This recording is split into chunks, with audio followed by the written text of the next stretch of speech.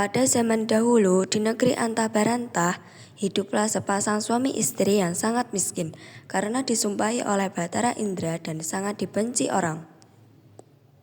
Setiap kali mereka mengemis di pasar dan kampung, mereka dipukuli dan diusir hingga ke hutan.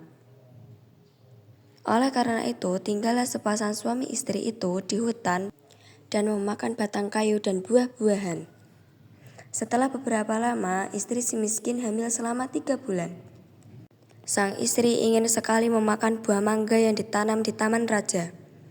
Si miskin pun terketuk hatinya karena dahulu ia di keindraan waktu menjadi raja ia tidak ingin memiliki anak.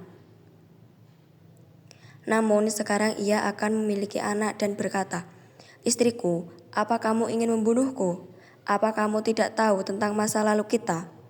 Jangan meminta sesuatu, kita tidak bisa mengambil buah mangga yang ada di taman raja."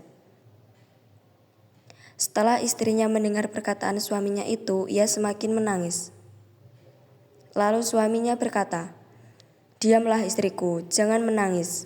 Aku akan mencarikan buah mangga itu dan memberikannya padamu." Istrinya pun berhenti menangis. Lalu si miskin pergi ke pasar mencari buah mangga. Setelah sampai di pedagang buah mangga, ia ragu untuk meminta buah mangga karena ia takut orang akan memukulinya. Pedagang buah mangga pun bertanya, "Hai miskin, apa yang kamu inginkan? Jika Tuan mempunyai belas kasihan, berikanlah saya sebiji buah mangga yang sudah busuk, Tuan." Orang yang berada di pasar pun menjadi iba karena mendengar kata-kata si miskin itu. Lalu orang yang berada di pasar tersebut memberikan si miskin buah mangga, makanan, dan bahkan pakaian serta buah-buahan lainnya. Si miskin pun heran karena biasanya ia diusir, dipukul hingga dilempari kayu dan batu.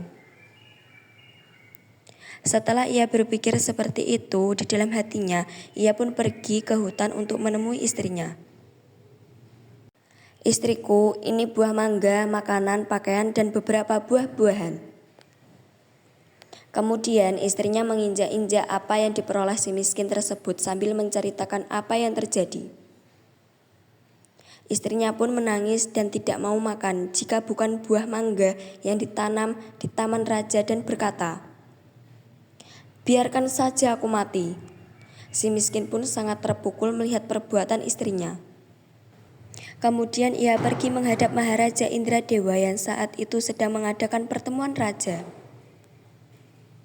Lalu ia masuk ke dalam dan Baginda Raja pun berkata, "Hai miskin, apa yang kamu inginkan?" Si miskin pun menjawab sambil bersujud, "Tuanku, ampunilah hamba. Hamba datang ke sini ingin meminta buah mangga yang sudah jatuh ke tanah tuanku." "Apa yang kau ingin lakukan dengan buah mangga itu?" "Untuk dimakan tuanku." "Tolong ambilkan setangkai buah mangga untuk si miskin ini." Kemudian diambilkanlah buah mangga tersebut untuk si miskin yang sedang sujud kepada Baginda Raja.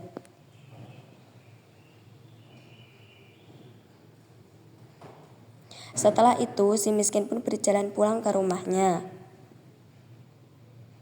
Setelah dilihat oleh sang istri akan si miskin datang membawa setangkai buah mangga, ia pun tertawa senang sambil memakan buah mangga tersebut.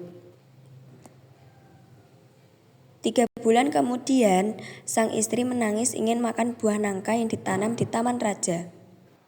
Dengan cara yang sama, si miskin pun mendapatkan buah nangka yang ditanam di taman raja untuk istrinya yang sedang mengidam itu. Selama istri si miskin hamil, banyak makanan, pakaian, beras, dan peralatan yang diberikan kepadanya. Pada waktu yang baik dan tepat, pada malam hari 14 bulan itu, bulan bersinar terang. Kemudian, pada waktu itu juga istri si miskin melahirkan seorang anak laki-laki yang sangat baik dalam penampilan dan tampan. Anak itu diberi nama Marakarma yang artinya anak di dalam kesulitan.